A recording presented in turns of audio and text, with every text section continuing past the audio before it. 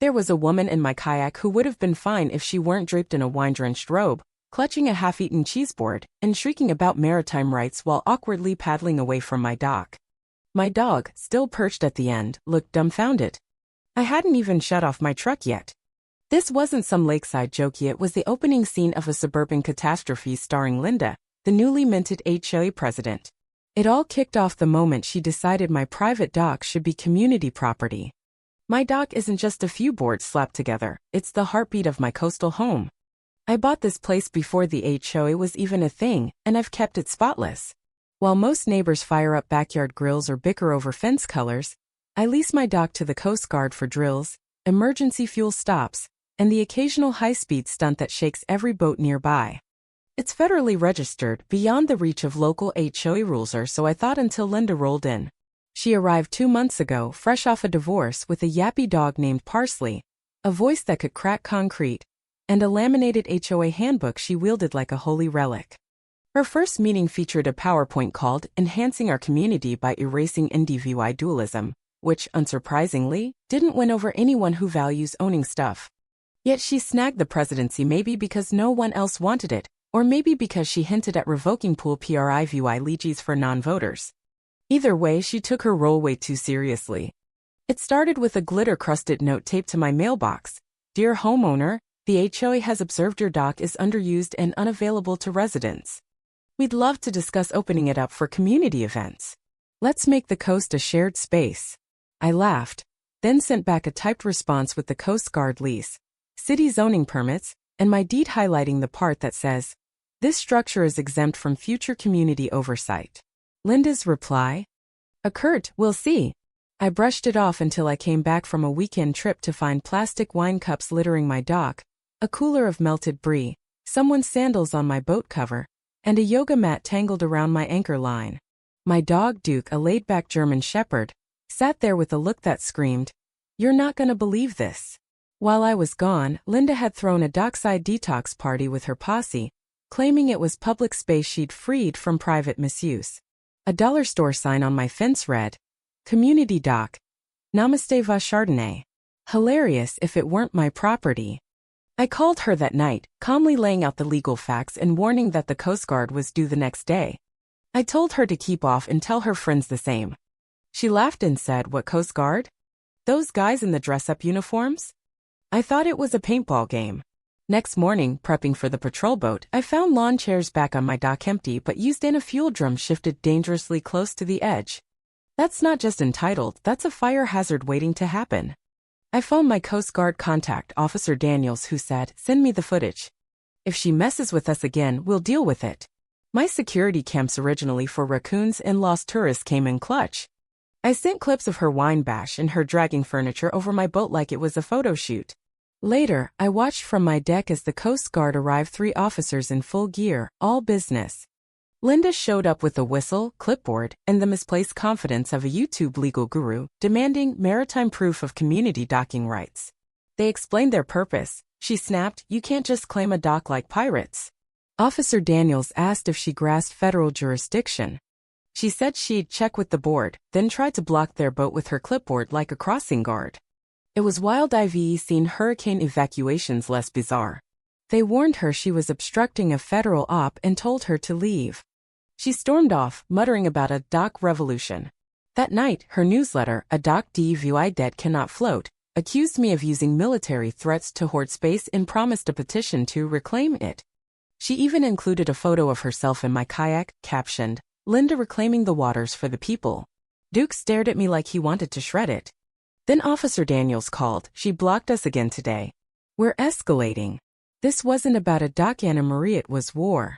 Monday brought an orange flyer on my door.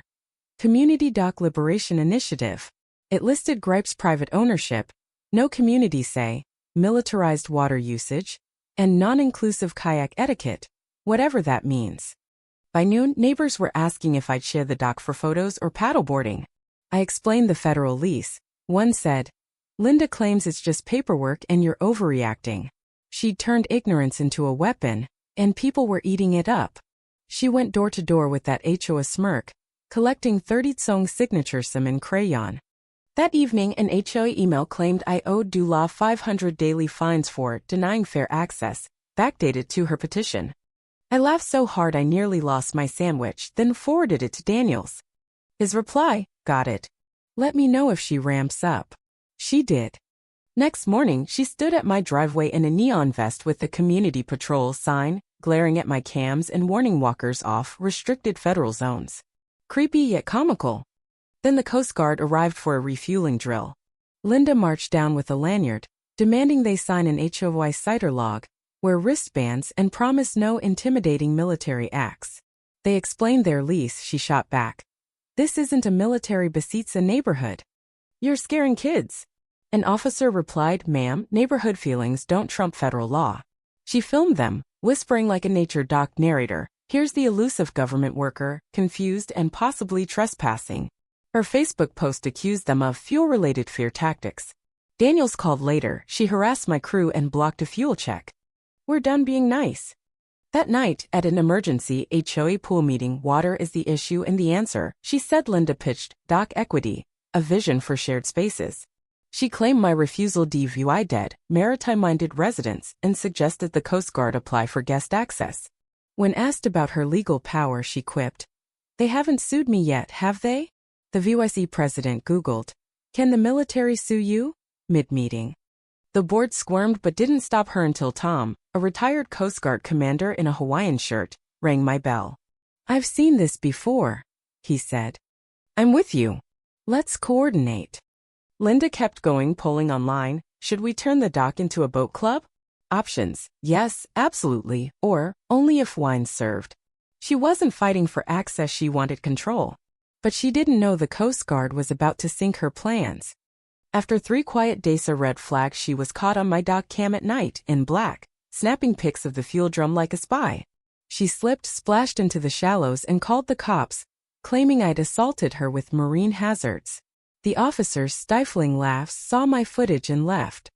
Then came Dynamic Dock Day, her defiant party on my dock, post-cease and desist. Streamers, wine, a DJ yelling, yacht VY best only, until 3 Coast Guard boats rolled in. They cleared the space, a water cannon demo soaked the wine table and fried the DJ's gear. Linda, drenched in fuming, yelled, you're not in VI Ted. An officer replied, we're not guests, we read the purpose. Guests fled, I sipped coffee and watched her empire crumble. She bounced back online, claiming military intimidation, and demanding a vote to reassign the dock. The HOA paused all aquatic resolutions, after her baguette-wowing rant went viral. Then she flew a drone over my dock, caught her in a sun hat, remote in hand. Her nephew, a rookie lawyer, sent a letter accusing me of militarized water rights. The Coast Guard dismissed it as frivolous. Next, she staked my property with orange flags and a HOA kayak club plan, doodling a juice bar over my dock. Tom laughed. She's drawing fake buildings now? He pulled strings. A Homeland Security letter questioned the HOA's interference with emergency ops. Linda went silent, lost her title, and vanished until she reemerged at an HOA meeting with new community visions, binders, hinting my dock could be a meditation platform. We posted the federal docs at the dock entrance. Her nephew tried a zoning complaint, commercial active, the lease. At the hearing, I showed the feds papers. The officer said, not our jurisdiction. Dismissed. Linda's lips vanished into a thin line.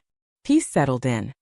The Coast Guard made my dock a permanent training site, complete with a plaque, unauthorized interference is a federal offense. Linda's latest? A color harmony council to ban aggressive blues. Duke and I just sat by the water, waiting for her next move. With her, it's never over, just a pause.